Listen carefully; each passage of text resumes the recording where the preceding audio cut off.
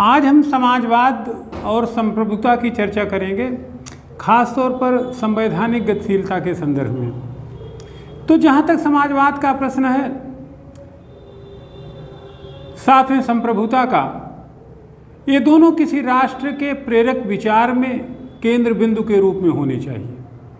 जहाँ तक समाजवाद का प्रश्न है, तो समाजवाद का उद्देश्य है समतामूलक समाज की स्थापना, अर्थात सरकार की रीति नीति के केंद्र में, नीतियों के क्रियान्वयन के केंद्र में अंतिम व्यक्ति होना चाहिए, समाज होना चाहिए।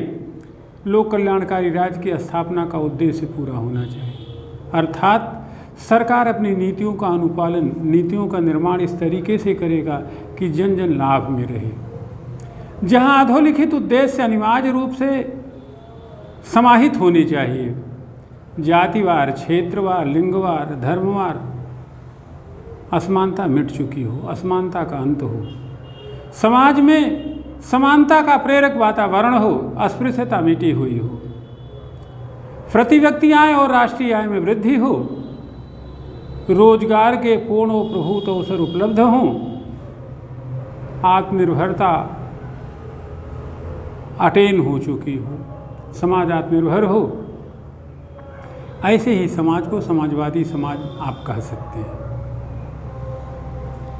सारे प्रयत्न करके इस काल निरपेक्ष अवधारणा समाजवाद हरदम के लिए, हर काल के लिए, हर क्षण के लिए, हर समय के लिए प्रासंगिक है।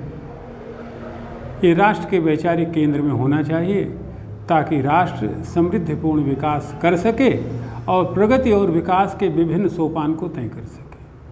भारत के पहले प्रधानमंत्री जवाहरलाल नेहरू जी हद के समाजवादी थे, या उनका दर्शन ही समाजवाद में निहित था। अब जहाँ तक संप्रभुता का प्रश्न है, संप्रभुता का शाब्दिक अर्थ है कि अपने स्थानीयता की क्षेत्र में राज्य के निर्णय लेने की स्वतंत्रता।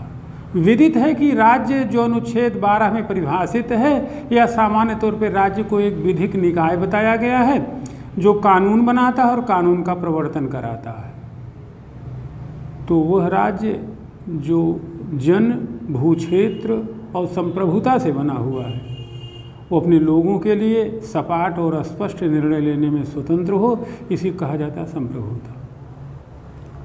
निर्णयात्मक स्वतंत्रता अपने क्षेत्र में, तब कहा जाएगा राष्ट्र संप्रभु है, सोवरीन है।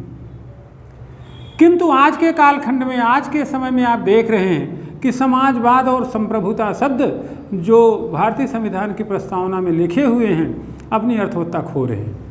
हम पूंजीवाद की ओर बढ़ रहे हैं।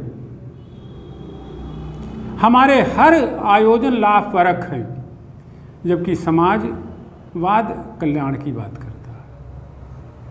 समाजवादी अवधारणा कल्याण का पोषण करती है, पूंजीवादी अवधारणा लाभ का पोषण करती है। आज समस्त विश्व लाभवादी सोच में आकंठ डूबा हुआ, लाभ मिले मार्ग कोई भी हो। समाजवाद का यह परिकल्पन नहीं है। तो समाजवाद गेट कन्वर्टेड इनटू पूंजीवाद, यानी कि समाजवाद अपनी अर्थवत्ता खो रहा है। संविधान की गति अवरुद्ध हो रही है, जो समाजवादी दर्शन के तहत प्राप्त की जानी थी। इसी प्रकार विश्वीकरण के इस युग में आज संप्रभुता तार तार हो रही है। कहीं ट्रंप का टैक्स है, कहीं डंकेल का प्रस्ताव है, कहीं WTO की धारा 1 के नियम हैं, वो भी विरोधाभासी रूप में। तो कहने को कुछ किया जाए, लेकिन अपनी स्थानीयता की सीमा में आप निर्णय लेने की स्वतंत्रता नहीं रखते हैं। आप बैगन की सब्जी खाएंगे कि आलू की सब्जी खाएंगे, यह विश्व बाजार तय करेगा। ट्रंप के टैक्स तय करेंगे, जो तय ही नहीं कि अगले सेकंड कितना और कितने अधिमान वाले हो जाएंगे। तो अगली चर्चा हम ट्रेड वार की करेंगे, या टैक्स के मुद्दे की करेंगे, टैक्स के बढ़त की करेंगे, भारत पर पड़ते प्रभावों की बात करेंगे। किंतु इतना जाने कि समाजवाद पूंजीवाद में बदल रहा है, संप्रभुता विश्वीकरण के आलोक में तार तार हो रही है। इन दोनों शब्दों के थ्रू जो गतिशीलता हम पाना चाहते थे, वो गतिशीलता अवरुद्ध हो रही है। जल्दी फिर मिलते हैं अगले वीडियो के साथ। अनंत शुभकामनाएं।